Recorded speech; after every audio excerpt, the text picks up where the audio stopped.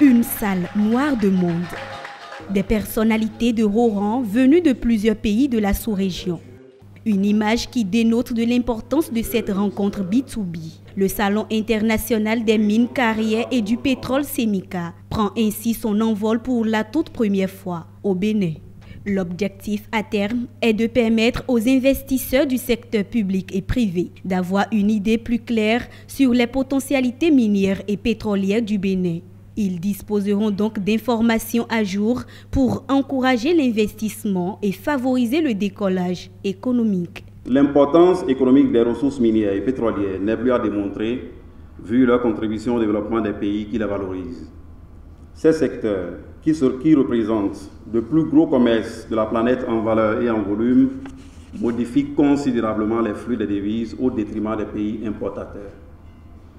Le golfe de Guinée, auquel appartient le Bénin, est devenu depuis les années 80 la zone de mise en œuvre d'impressionnants projets d'exploration et d'exploitation pétrolière marqués par une série de découvertes majeures au large de l'Angola, de la Guinée équatoriale, du Nigeria, du Ghana, de la Côte d'Ivoire, du Libéria et de la Sierra Leone, sans oublier le Sénégal bien sûr.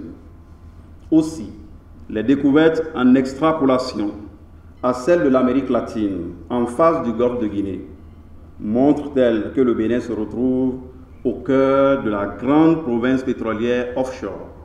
Selon le diagnostic établi par le ministère de l'Eau et des Mines, le secteur des mines contribue à moins de 1% du produit intérieur brut, PIB, comparé à d'autres pays de la sous-région qui disposent de moins de ressources minières, dont le Burkina Faso, qui contribue à plus de 8% du PIB. Le gouvernement du Bénin veut donc changer la donne et révéler davantage le potentiel minier du pays. Je reste persuadé et confiant que le Bénin pourra accéder à des ressources minières et pétrolières à travers une grande implication du secteur privé, car nul n'ignore que le financement nécessaire à la valorisation de ces ressources ne sont souvent pas disponibles dans les caisses de l'État.